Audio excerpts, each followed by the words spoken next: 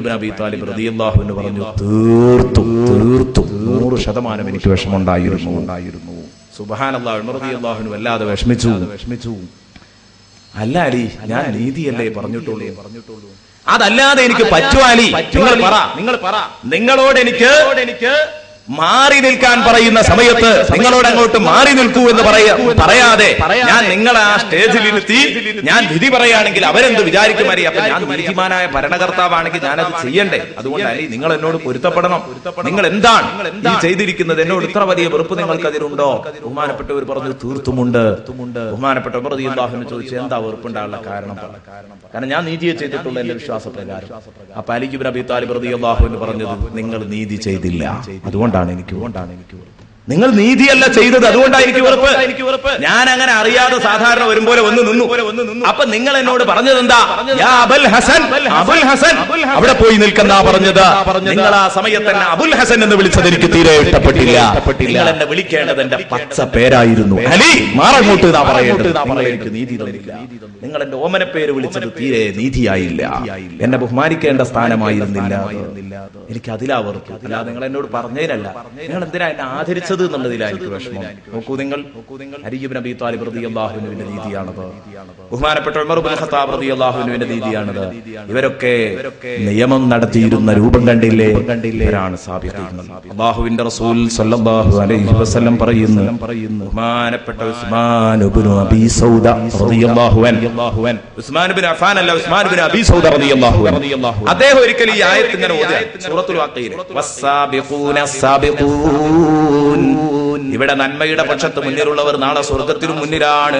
ഉലൈകൽ മുഖറബൂൻ, അവർ അല്ലാഹുവിന്റെ സാമീപ്യം നേടിയവരാണ് എന്ന ഈ ആയത്ത് ഇങ്ങനെ ഓതുമ്പോൾ അദ്ദേഹം ചോദിച്ചു, അവരാരാ നിങ്ങൾക്ക് അറിയോന്ന് ചോദിച്ചു. അദ്ദേഹം അങ്ങനെ ഓതുകയാണ്.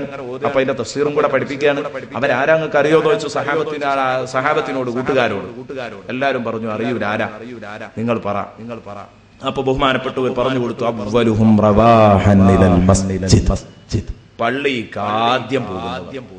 ജുമാഅക്ക് ഉണ്ടാകും, ഇമാമിന്റെ 2 ഖുത്ബയും കഴിഞ്ഞ് ദുആയും കൂടെ കഴിഞ്ഞിട്ട് കയറി വരുന്നവർ. ഓൽക്ക് കിട്ടൂല.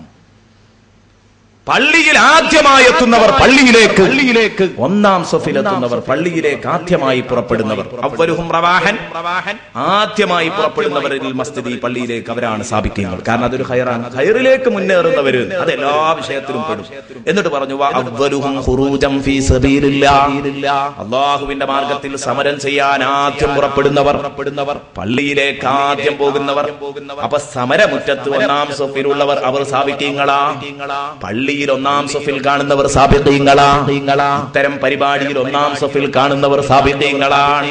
ഒരിക്കലും പിന്നോട്ട് മാറരുത്. നല്ല പരിപാടികളിലൊക്കെ നാം മുന്നോട്ട് വരണം.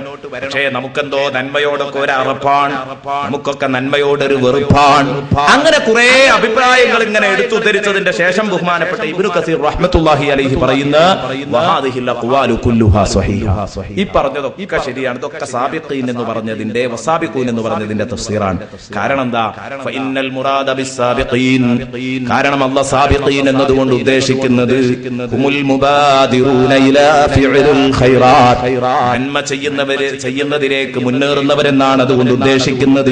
അല്ലാഹു പറഞ്ഞില്ലേ, സാരിയൂ ഇലാ മഗ്ഫിറത്തിൻ മിർ റബ്ബിക്കും വജന്നത്തിൻ അർദുഹസ് സമാവാതു വൽ അർദു, ആകാശഭൂമികളുടെ വിശാലതയുള്ള സ്വർഗ്ഗത്തിലേക്കും അല്ലാഹുവിന്റെ ഭാഗത്തു നിന്നുള്ള പാപമോചനത്തിലേക്കും നിങ്ങൾ ഉളരുക.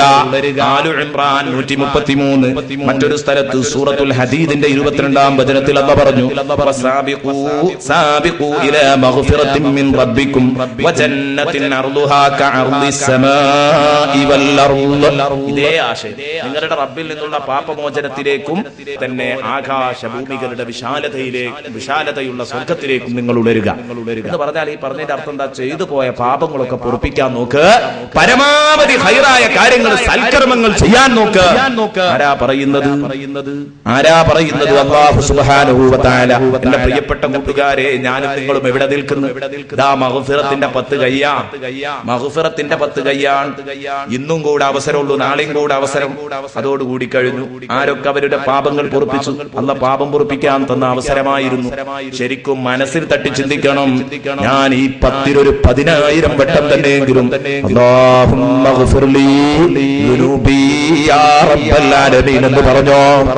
അതാ മഗ്ഫിറത്തിലേക്ക് മുന്നോട്ട് വരണം. നല്ല കാര്യമാണ് അല്ലാഹുവിനോട് ഇസ്തിഗ്ഫാർ ചെയ്യുന്നത്, കഴിഞ്ഞു പോയ പാപങ്ങൾ പൊറുക്കാൻ ആവശ്യപ്പെടുന്നത്. അതുകൊണ്ട് എന്തായാലും ഈ വേദിയിൽ ഇത്രയും ആളുകൾ ഒരുമിച്ചിരുന്ന് ഒരേ സ്വരത്തിൽ ചെല്ലിയാൽ അല്ലാഹു പൊരുത്തപ്പെടുമല്ലോ. ഒരു 3 വട്ടം നമുക്ക് ചെല്ലാം. അല്ലാഹുമ്മ ഗ്ഫിർ ലീ ദുനൂബി യാ റബ്ബൽ ആലമീൻ, അല്ലാഹുമ്മ ഗ്ഫിർ ലീ ദുനൂബി യാ റബ്ബൽ ആലമീൻ, അല്ലാഹുമ്മ ഗ്ഫിർ ലീ ദുനൂബി യാ റബ്ബൽ ആലമീൻ. പടച്ചവനെ, ഞാൻ ചെയ്തു പോയ പാപങ്ങൾ എന്നോട് നീ പൊറുക്കണേ തമ്പുരാനെ. എത്ര വലിയ അർത്ഥമുള്ള വാക്ക്. ഇത് പറഞ്ഞ് നിങ്ങൾക്ക് നിങ്ങളുടെ പാപമൊക്കെ പൊറുപ്പിക്കാനുള്ള അവസരം രണ്ടാമത്തിനുണ്ട് എന്നാ റസൂലുള്ളാഹി പഠിപ്പിച്ചത്. പക്ഷേ നമ്മളത് ശ്രദ്ധിച്ചില്ല, നമ്മളത് നഷ്ടപ്പെടുത്തി കളഞ്ഞു. നമ്മൾ ആ ഭാഗത്തേക്ക് തീരെ ശ്രദ്ധിച്ചില്ല പ്രിയപ്പെട്ട കൂട്ടുകാരെ. അതുകൊണ്ടാ പറഞ്ഞത്, മുൻഗാമികള് അവർ ഈ വിഷയത്തിലൊക്കെ നന്മയുടെ വിഷയത്തിൽ എപ്പോഴും ഒന്നാം സഫിൽ കാണപ്പെടാൻ കാരണം അവരിങ്ങനെ ബാഖിയാത്തു സാലിഹാത്ത് എവിടെ ഉണ്ടോ അത് കിട്ടുമോന്ന് അന്വേഷിച്ചുകൊണ്ട് ഇങ്ങനെ നടക്കുകയായിരുന്നു. നമുക്ക് കുറച്ച് സാബിഖ്യങ്ങളെ പരിചയപ്പെടണം. അപ്പോഴേ നമുക്ക് ഈ വിഷയം ശരിക്കും തലേ കയറും. കുറച്ച് സാബിഖ്യങ്ങളെ നമുക്ക് പരിചയപ്പെട്ടാൽ അൽഹംദുലില്ലാഹ് ഈ വിഷയം തലേ കയറും. ആദ്യമായിട്ട് എനിക്ക് പറയാനുള്ളത് ഒരു പ്രഥമമായ സാബിത്തിനെ പറയാൻ നിങ്ങളോട് പറഞ്ഞാൽ നിങ്ങളൊക്കെ അഭിപ്രായം പറയും.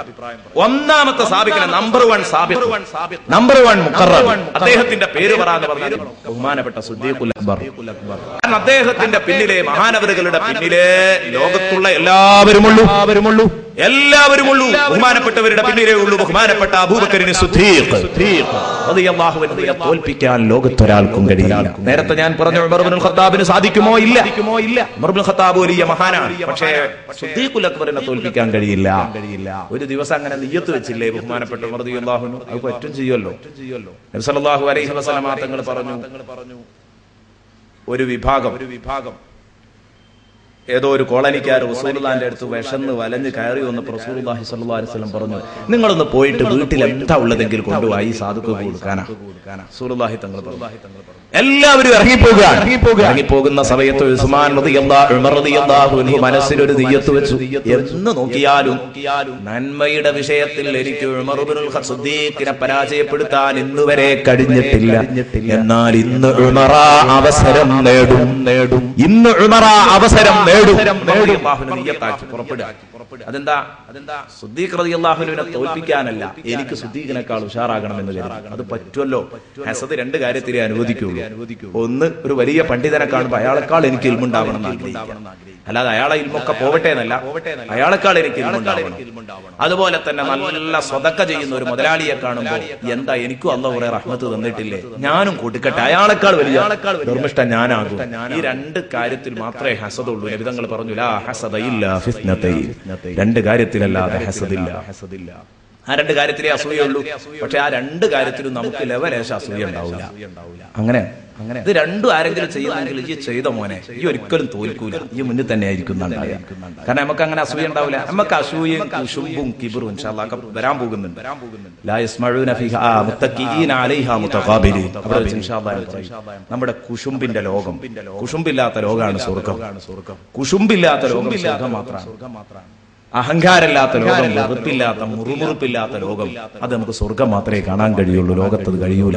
ഈ ലോകത്ത് വെച്ച് നമുക്ക് ഒരിക്കലും അങ്ങനെ ഒന്നും കാണാനും അനുഭവിക്കാനും കഴിയില്ല എന്നതൊരു സത്യമാണ്.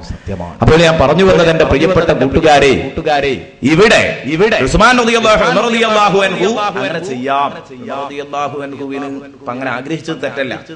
അങ്ങനെ ഉമർ റളിയല്ലാഹു അൻഹു വീട്ടിൽ പോയി പരമാവധി വീട്ടിലുള്ള മുഴുവൻ വസ്തുവകകളും പിടിച്ചു പുറത്തിട്ടു. എന്നിട്ടൊക്കെ നേർപകുതിയാക്കി. പലക ഉണ്ടോ, ആ പലക എടുത്തെടുത്തിട്ട് നേർപകുതിയാക്കി. എന്നിട്ട് എല്ലാം കൂടെ വലിയൊരു കെട്ടിലാക്കിയിട്ട് കൊണ്ടുവരികയാണ്. നേർപകുതി സാധനങ്ങളുണ്ട്. അതെല്ലാമായി റസൂലുള്ളാഹി സ്വല്ലല്ലാഹു അലൈഹി വസല്ലമ തങ്ങളുടെ പള്ളിയിൽ ഉമർ റളിയല്ലാഹു അൻഹു സന്തോഷത്തിൽ ആ സിദ്ദീഖ് റളിയല്ലാഹു അൻഹു കൊണ്ടുവന്നിട്ടുണ്ട്. അപ്പോഴേക്ക് സിദ്ദീഖ് റളിയല്ലാഹു അൻഹു കൊണ്ടുവന്നതുമായിട്ട് സിദ്ദീഖ് റളിയല്ലാഹു അൻഹു ഒരു ഭാഗത്തിരിക്കുന്നുണ്ട്. ഉമർ റളിയല്ലാഹു അൻഹു കൊണ്ടുവന്നതുമായിട്ട് നോക്കുമ്പോൾ ഒരുപാട് വ്യത്യാസമുണ്ട്. ഉമർ റളിയല്ലാഹു അൻഹുവിന്റെ നല്ല കനമുണ്ട്, നല്ല വലുപ്പമുണ്ട്. അപ്പൊ കുറെ സമാധാനം തോന്നി. ഇന്ന് എന്തായാലും എന്റെ ഉദ്ദേശം പൂർത്തിയായിട്ടുണ്ട്. ആ റാഹത്തിലാണ്. അങ്ങനെ റസൂലുള്ളാഹി ഓരോരുത്തരോടും വിചാരണ നടത്തുകയാണ്. അത് വാങ്ങുമ്പോൾ ഓരോരുത്തരോടും ഇങ്ങനെ വിചാരണ നടത്തുകയാണ്. ബഹുമാനപ്പെട്ട സിദ്ദീഖുൽ അക്ബർ ഉമർ റളിയല്ലാഹു